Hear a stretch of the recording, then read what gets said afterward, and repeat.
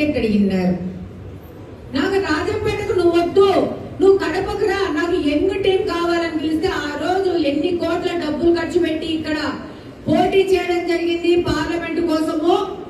ఓడిపోతామని ఖచ్చితంగా తెలుసు, కానీ పోటీ చేయడం ఇంపార్టెంట్ అనే ఒక్క స్పిరిట్ తో ఈ ఆ రోజు ఎంత డబ్బు ఖర్చు పెట్టి పోటీ చేస్తున్నారో 1.5 లక్ష ఓట్ల తేడాతో మనము ఎంత తగ్గిస్తామనే విషయంలో పోరాడం. 20 రోజులు 25 రోజులు 1 నెల లోపలనే ఆయన టికెట్ అనౌన్స్ అయింది. ఆ దినం నుంచి ఈ దినం వరకు ఎప్పుడు ఏ కార్యక్రమం తెలుగుదేశం పార్టీ ఇచ్చినా ఆ కార్యక్రమంలో పాల్గొంటూ ఫిజికల్ గా స్ట్రెయిన్ అయ్యాడు.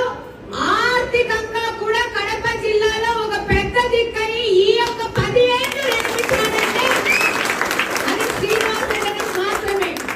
నేను ఒక విషయం ఎందుకు గట్టి చెప్తున్నా అంటే ఆయన తీసుకున్న ప్రతి ఒక్క డెసిషన్ లో ఆర్థిక డెసిషన్ లో మా కుటుంబం మొత్తం ఎఫెక్ట్ అయిందని చెప్తున్నాను. ఈసారి 1 కోటి రూపాయలు తీసుకొచ్చి పెట్టినారంటే ఆయన కష్టపడి సంపాదించిన డబ్బు జనాల కోసం స్పెండ్ చేస్తా వెళ్ళారు.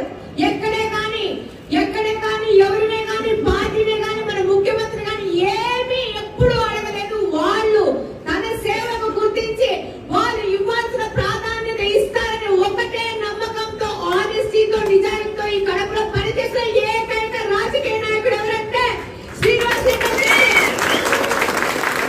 చాలా గర్వంగా చెప్తున్నాను. 2021లో మాకు ఇన్కమ్ ట్యాక్స్ రైడ్ అయింది. ఆ మానసిక వేదన ఏందో మాకు తెలుసు. మీకు చెప్పినా కూడా ఎవరికి చెప్పినా కూడా అర్థం కాదు. చాలా త్యాగాలు. 19 టికెట్ ఇలా, కానీ 19వ ఎలక్షన్ లో దాదాపు రాయలసీమలో చాలా పార్లమెంటులకి కోఆర్డినేటర్ గా ఉంటూ ఆ రోజు ఎలక్షన్ నడిపినారు వాసన్న.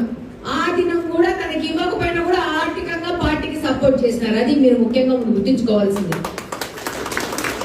ఈ విషయాన్ని నేను ఎందుకు చెప్తున్నానంటే అందరికి ఎక్స్పెక్టేషన్స్ ఉంటాయి. పొలిటికల్ గా మనం అందరము పని చేస్తున్నామంటే మనకు ఒక అవకాశము, మన యొక్క పదవి, మన యొక్క రెస్పెక్ట్ ఈ సొసైటీ